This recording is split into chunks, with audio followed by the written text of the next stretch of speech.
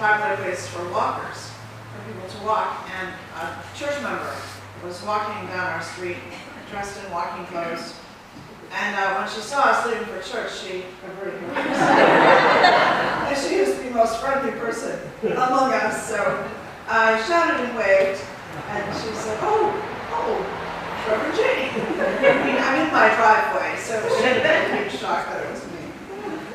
And then as we drove up to the church, another church person, a woman, drove up next to us, rolled down her window and yelled, I'm on my way to New Hampshire. I said, you'll be coming to church first, right? And she was not embarrassed like the other lady, and she said, no. You don't have to avert your eyes when you see me on Sunday morning, although you don't have to scream in great joy and delight. I have a story to tell you. It's a story about four people in a church. And their names were everybody, somebody, anybody, and nobody. There was an important job to do, and everybody asked to do it. Everybody was sure somebody would do it. Anybody could have done it, but nobody did. Somebody got angry because it was everybody's job. Everybody thought anybody would do it, but nobody realized that everybody wouldn't do it. It ended up that everybody blamed somebody, but nobody did what anybody could have done. And what am I talking about? Yes, teaching Sunday school. I can't tell you how often I hear as a pastor, why don't we have a thriving Sunday school? Will you teach? Oh, no. I don't want to teach. It's hard to have a thriving Sunday school when nobody wants to teach. Now, some of you out there are thinking to yourselves, I do teach, and God bless you for teaching. But if you want to teach, you only have to teach every now and then. And you have some wonderful role models, Marcy for one, Pam for another, I see a few other teachers. So you could ask them, what is it like to teach? And you might hear that it's a lot of fun to teach, and they get a lot out of teaching. So anyway, Stephanie Dozois, our CE director, will be looking for teachers, and I hope that you will be somebody and not nobody when she asks you to teach. We have a wonderful event coming up this Saturday, and Ruth Hiller is here to talk about it. Ruth, where are you? Here you are.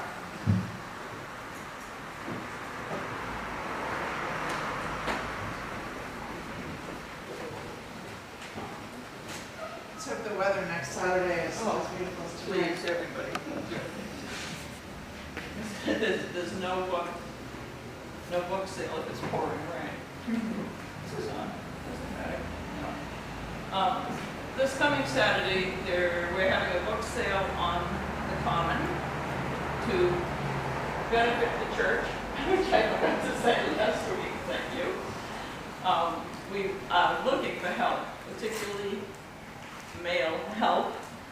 We have probably 20 tables that have to be moved over there. We have over 1,000 books that are going to have to be taken out of vehicles and put on the tables. And the same thing in reverse at 3 o'clock. It's 8 to 3, but we need people 6:30, 7 o'clock to set up. After that, we're going to put they're all in boxes. They're all by alphabet, by author, and we need guys to take them out of the vehicles, trucks, SUVs, put them on the tables, and then we need women, not women, sorry, anybody. Try not to be sexist here. To take them out of the boxes and put them on the tables and so forth. Also looking for bakers. I will be downstairs. Wherever you want to be, Ruth. Downstairs. Such power I have, I didn't realize. With some sign-up sheets. And I really would appreciate the help. Maybe an hour is all it's going to take as far as getting the books out of the cars or so forth. But we need help, so see me downstairs, please. Important fundraiser for the church. Any other announcements? Oh, also the choir, as we can see, is doing such a great job. If you want to join the choir, a few of you have said that to me. Choir practices from 7 to to 8 on Thursday evenings. So their tryouts they're rigorous, they're serious, there's no tryout. Show up, and we would love to welcome you into the choir. Okay, let us stand for our call to worship.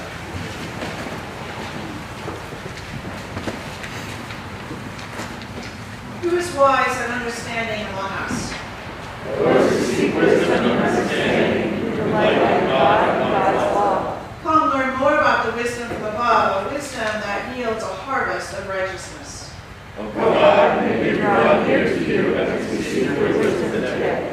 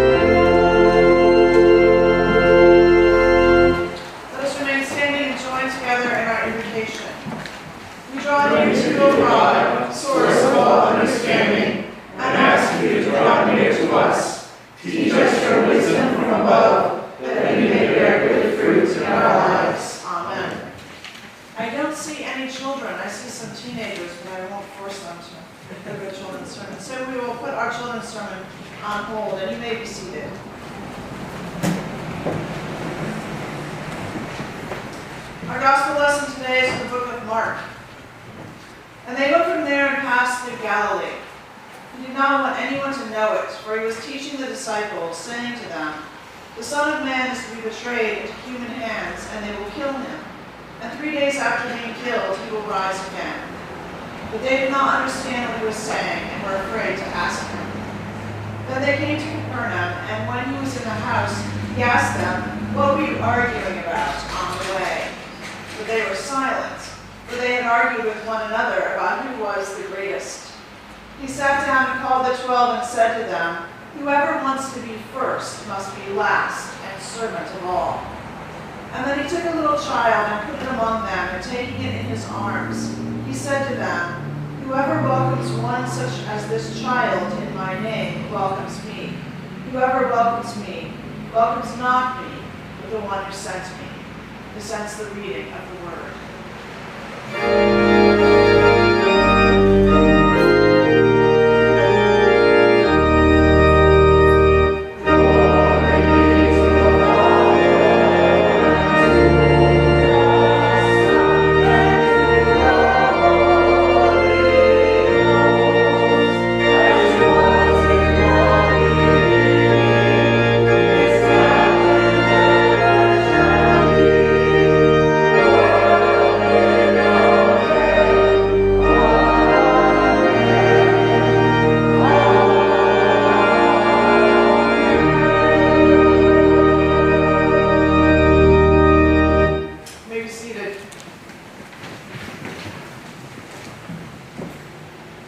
Many years ago, this bit of gossip was printed in a London newspaper about a famous painter and a famous writer. The article read like this: James McNeill Whistler and Oscar Wilde were seen yesterday at Brighton talking, as usual, about themselves. When Whistler saw this gossip in the newspaper, he clipped it out and he sent it to Oscar Wilde with a note that said, "I wish these reporters would pay better attention. If you remember, Oscar, we were talking about me." And Oscar Wilde replied in the telegram, "It is true, Jimmy, we were talking about you, but I was thinking about myself." Neither of these colorful, talented men had any embarrassment about their self-absorbed conversation. But not so with the disciples, right? When Jesus said to them, what were you arguing about? What were you talking about? They were embarrassed to say, we were arguing about which one of us was the greatest. I think that's a delightful little story about the disciples. They wanted to be Jesus' favorites, probably. But they did know that was a little bit embarrassing, and they wouldn't admit they'd been doing it. But Jesus knows what they were arguing about, and he responds, if any of you wants to be first, you must be last. If you want to be the greatest, you must be the servant of everyone. Jesus is telling his disciples that they need to nurture a personality of humility. The word humility literally means a low estimate of self. This doesn't imply self-deprecation, which is kind of a false humility. Someone has said the true way to be humble is not to stoop down until you're smaller than yourself, but to stand at your full height before some higher nature that will show you how small your greatness is. In other words, walk humbly with your God. So when it comes to humility, what would Jesus say about us in the world we live in today? More specifically, what would Jesus say about social media? In a recent article entitled, I'm in love with myself, the age of digital narcissism. That was such a good line. That's not important. I can't tell when you have your masks on if you're asleep, if you're somewhere else. So laugh really loud. The article is called, I'm in love with myself, the age of digital narcissism. And the author writes this, we live in a culture where self-absorption is elevated to the highest level. Our obsession with selfies, with constant posting, what used to be thought of as a narcissistic, vain, and self-centered behavior is now the guiding norm of society. We are in love with ourselves. We used to say that we were the me generation. Well, someone said now we're the me generation. Okay, that was I think this is translated, unfortunately, into a fierce belief that whatever the individual wants, the individual should have. Whatever I want is my right to have. I deserve to have it, regardless of the effect that my desire to have my way, what effect it has on the rest of the world. And I think by watching what's happening in this country of ours, that is the attitude of those unwilling to get vaccinated. And if you look at our country, we are at war with ourselves. We are killing each other right now. The vaccinated against the unvaccinated. The unvaccinated are putting at risk the lives of those individuals who, for medical reasons, can't get vaccinated. The lives of those who are under the age of 12. They've driven up the COVID-19 hospitalizations to the point where we are facing a dangerous situation in our medical world again because of the lack of access to people who really need it. Last month, a man named Ray DeMoyna, who lives in Alabama, one of the states with the lowest vaccination rates, he suffered a cardiac emergency. His family called 911, and his local hospital began to try to find a cardiac ICU bed for him. They contacted 43 hospitals in 3 states in search of a bed, and finally found one in Meridian, Mississippi, 200 miles away. He died before he got there. The unvaccinated know these facts, yet they demand the right to stay unvaccinated. Humility. We are a country, a culture lacking in humility. So how does one change one's own attitude about humility? How does one become humble in a world that tells us humble is weak or wrong or something that true Americans don't do? We need to consciously look outside of ourselves. And we need to always remember that humility was very Christ-like. Not only was Christ ready to sacrifice himself, his identity, his person, his physical person, He also taught humility to his disciples and therefore to you and I. Robert Coles, a child psychiatrist and a Pulitzer Prize-winning author, a professor at Harvard, when he was a medical student at Harvard, he volunteered to work at the Catholic Worker run by Dorothy Day. He was a Harvard graduate. He was in med school. In this society, he was at the top of everything. He saw himself, he said, as the highest in stature in this country. He was very proud of all that he had accomplished and who he was, all his credentials. So when he volunteered to work with the poor, he really thought in the back of his mind that people would sit up and take notice that he was doing that. So on the first day when he arrived at the Catholic Worker, he asked immediately to see Dorothy Day. He said, I thought I would go straight to the top. And someone said, well, she's in the kitchen.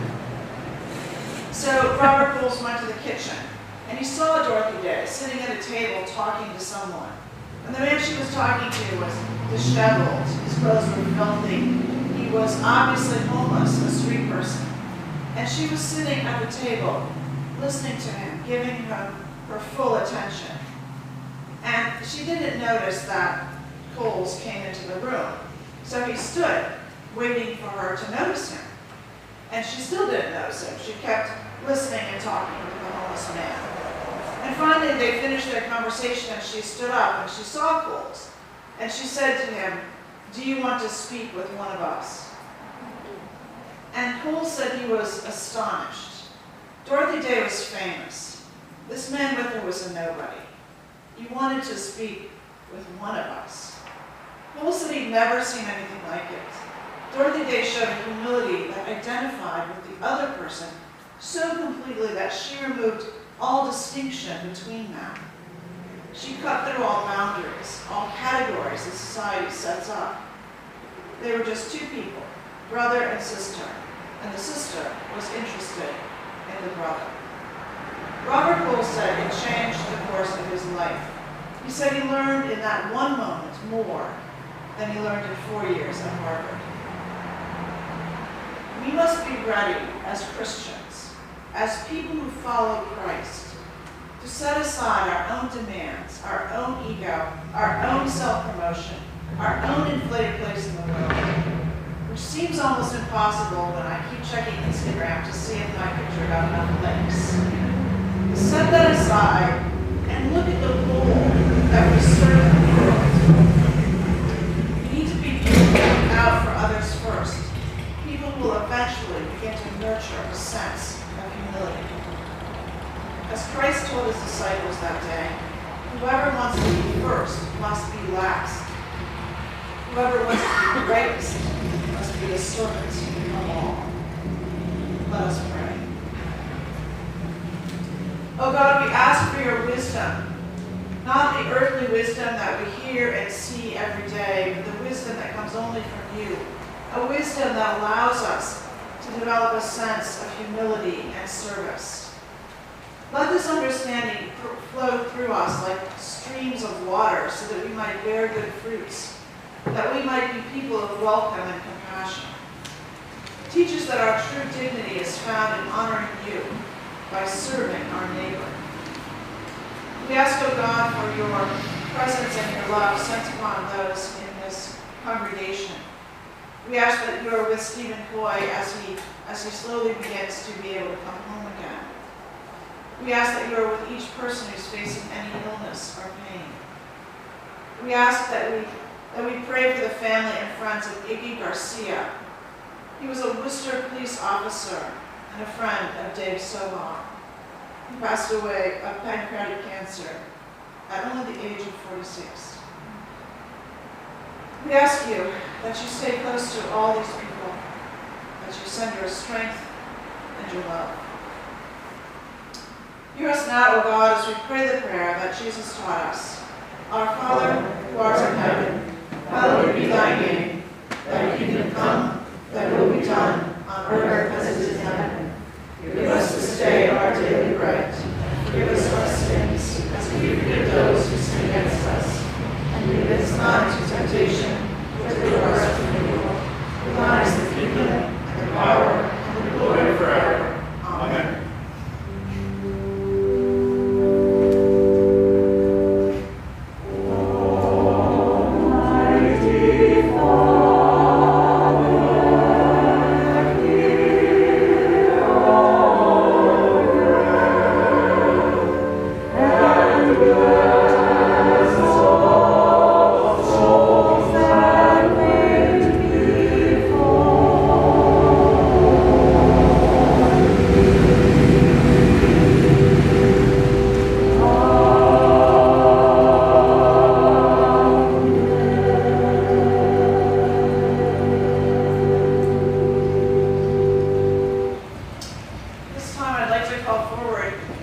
Two people from our missions team, our chair and one of the missions members. We're doing this during our time of offering because this church not only gives money to keep itself going and to help the community and the global community, but we also have groups that work together for the good of the community. And our missions committee is really that group. And if you are looking for an incredibly fun dream team to join, the missions committee is one of them. There are others as well too. So two members of our committee will come forward and explain what they're doing this year. And I want to make sure that that microphone is on. Jeremy, I don't think I need it. you do not need it. I don't. We ask you not to use it, but we ask the family. Hello. Okay. Good morning, everyone. For those of you that don't know me, I'm Jeremy Richard. I'm chair of our missions committee here at the church. The missions committee here is basically our outreach arm of the church, locally, globally. We support various organizations. This time in history, and this time right now more than ever, there are just many, many people, faith-based and non-faith-based, that need help. So the missions committee is starting a new, I guess we'll call it, kicking off a program called Missions on a Mission. So over the next few months, you're going to hear from each individual member of our committee that's going to tell you a little bit about one of the organizations that we support that's close to them. So every few weeks, a different member is going to get up and give you a little bit, 2 to 3 minutes on something that they're supporting. And we hope that we can get some input from the congregation as well, and anybody who would like to get more information or help out can see the person or see myself. So today, Pam Thomas-Nielsen is going to start us off, and I'll turn it over to her. Thank you, Chairman Jeremy.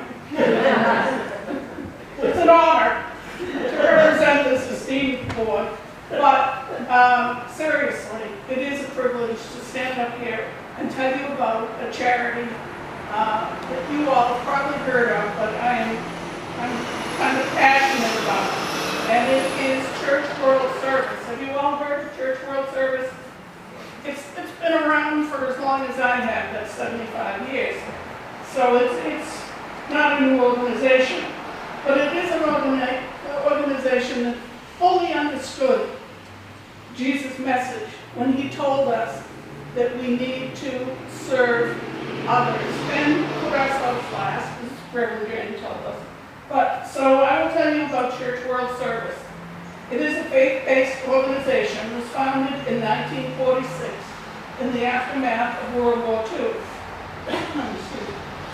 It is a cooperative ministry of 317 Christian denominations and communions, providing sustainable self-help, disaster relief, refugee assistance around the world.